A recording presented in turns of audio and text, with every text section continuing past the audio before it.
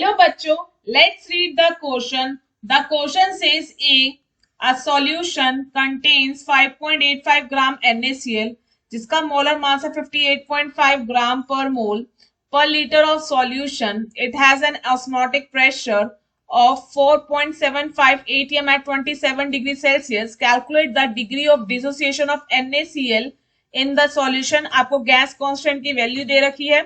Second part में कह रहा है स्टेट करो हेनरीज लॉ.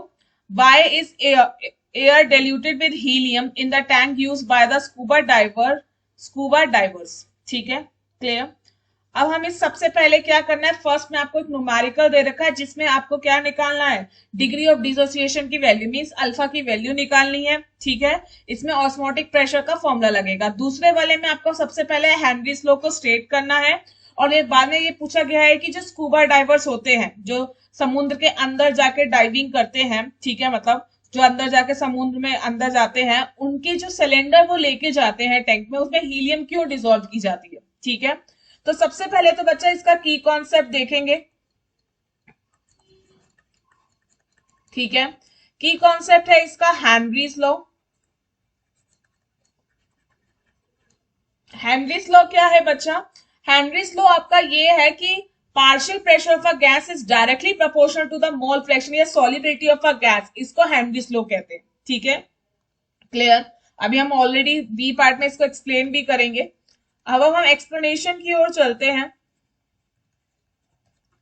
तो एक्सप्लेनेशन की ओर चलते हैं तो हमारा फर्स्ट पार्ट ए. ठीक है, फर्स्ट पार्ट में क्या है हमारे को, it has an osmotic pressure की वैल्यू दे रखी है पाई, कितनी 4.75 atm. ठीक है, और वेट ऑफ सॉल्यूट दे रखा है, सॉल्यूट इज 5.85 ग्राम और इसका मोलर मास भी 58.5 है. मोलर मास इज 58.5 ग्राम पर मोल. ठीक है, volume of solution already 1 litre दे रखा है. वॉल्यूम ऑफ सॉल्यूशन क्या है, 1 लीटर है. ठीक है, आर की वैल्यू दे रखी है 0.082. ठीक है, टेम्परेचर आपको 27 दे रखा है, केल्विन में कन्वर्ट करेंगे तो 273 प्लस 27 हो जाएगा 300 केल्विन. ठीक है, क्लियर. अब हम इसको आगे क्वेश्चन को सॉल्व करते हैं. ठीक है, हमारा यहाँ सारे डेट लिख दिए हमें. हमें क्या है, पाई. पाई क्या रिप्रेजेंट करता है, ऑस्मोटिक प्रेशर को. ठीक है, तो इसका फॉर्मूला होगा ICRT. ठीक है, i represent Van't Hoff factor, C represent concentration, R represent gas constant, T represent temperature. ठीक है, क्लियर. तो हमें ऑस्मोटिक प्रेशर का वैल्यू दे रखी है 4.75. आई की वैल्यू हमें इसमें निकालनी है. कंसंट्रेशन मींस मोलारिटी, यहाँ पे कंसंट्रेशन यूज होती है मोलारिटी. ठीक है, मोलारिटी क्या होती है, number of moles of solute divided by volume of solution. तो number of moles of solute क्या, given mass 5.85 divided by molar mass. और वॉल्यूम ऑफ सॉल्यूशन कितना दे रखा है आपको, 1 लीटर ऑलरेडी. ठीक है, 1 हो जाएगा.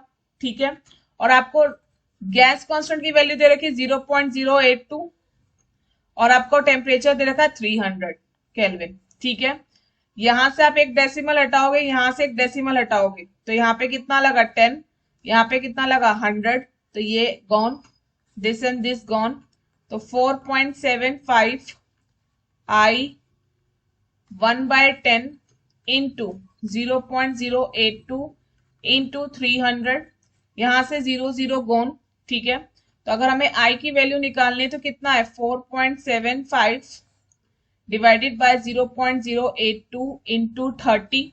क्लियर, 30 होगा. ठीक है, और अगर हम इसको सॉल्व करेंगे 4.6, देखो यहाँ पे क्या है 3 डेसिमल, ये तो एक इधर 0 आ गया, ये 0 इस 0 से गॉन. तो हमारे पास क्या है 475 इंटू 82 इंटू 3. ठीक है, और 475 82 मतलब 6, 3 इंटू 246 आ गया. ठीक है, और अगर आप आई की वैल्यू देखोगे तो आई की वैल्यू आएगी आपके पास 1.93 इसको डिवाइड करने के बाद. ठीक है, हमें डिग्री ऑफ डिसोसिएशन निकालना है तो अल्फा का फॉर्मूला होता है I-1 N-1. ठीक है, क्लियर. तो हमारे पास क्या है, NaCl है तो N की वैल्यू क्या हो जाएगी आपकी 2. फॉर NaCl, यहाँ पे आपके सॉल्यूशन में NaCl सब्सटेंस है तो n की वैल्यू क्या हो जाएगी, फॉर NaCl को फिर डिसोसिएट करके एक N प्लस में कन्वर्ट होगा, एक Cl नेगेटिव में कन्वर्ट होगा, तो 1 1 प्लस कितना हो गया 2, ठीक है। ये कितना 1.93 माइनस 1 और ये कितना है 2 माइनस 1, ठीक है। इसका कितना होगा 0.93 अपॉन में 1, ठीक है, क्लियर। तो हमारे पास कितना आ गया, अल्फा की वैल्यू 0.93 और इसकी परसेंटेज कितनी है 93% डिसोसिएशन, क्लियर। अब हम डी पार्ट के बारे में बात करें, हमें स्टेट हेनरी लॉ करना है और हीलियम बताना है क्यों टैंक में ऐड की जाती है स्कूबा डाइवर के, ठीक है, क्लियर। अब हम बी पार्ट को सॉल्व करेंगे, इसके बी पार्ट को। फर्स्ट ऑफ ऑल पहले हेनरीज लॉ को देखते हैं, ठीक है। हेनरीज लॉ क्या रिप्रेजेंट करता है, पार्शियल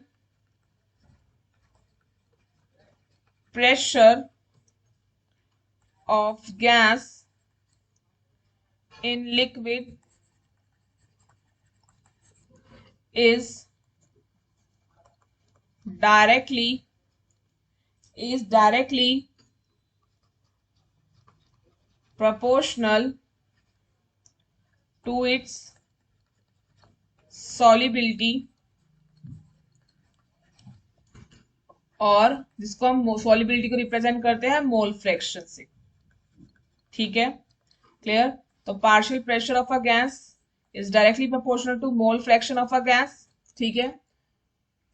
तो partial pressure of a gas proportionality constant आने के लिए हेनरी कांस्टेंट लगता है KH, mole fraction of a gas. तो ये हेनरी कांस्टेंट का क्या हो गया, रिलेशन, मतलब एक तरीके से फॉर्मूला, क्लियर, ठीक है। अब हम इसी में देखते हैं कि हीलियम क्यों ऐड करी जाती है। बच्चा क्या होता है जब स्कूबा डाइवर्स ओशन के अंदर जाते हैं, ठीक है, जब हम नीचे जाते हैं तो क्या होता है, वो N2 और O2 का सिलेंडर, मतलब जो उनका सिलेंडर होता है उसमें N2 और O2 गैस आपकी डली होती है, ठीक है। पर जब वो सरफेस पे आ रहे होते तो N2 O2 तो क्या होगा, मेटाबॉलिज्म प्रोसेस में यूज हो गया, ठीक है, उसका मिक्सचर, और N2 गैस है तो जब वो सरफेस पे दोबारा मतलब लैंड पे आ रहे होते तो वो N2 गैस के बबल्स निकलने लग जाते हैं, और बबल्स निकलने की वजह से उनके जो बॉडी पार्ट्स में क्रैम्प्स मतलब पेन होने लगता है। तो उस बैंड्स को, सॉरी क्रैम्प्स की बैंड्स को बचाने के लिए, मतलब बैंड्स में पेन, मतलब पेन ना हो उनकी बॉडी पार्ट्स में, इसलिए हीलियम ऐड करी जाती है ताकि बैंड्स से हमें मतलब जो दर्द है हमें उससे प्रिवेंशन हो सके, ठीक है। To prevent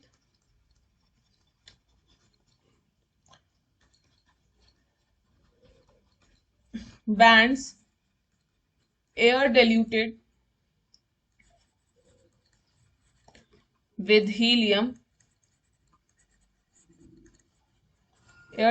with helium in the tanks used by scuba divers, ठीक है बच्चा। हमने सारे क्वेश्चन सॉल्व कर लिए, सारे पार्ट सॉल्व कर लिए। I hope you understand. Best of luck.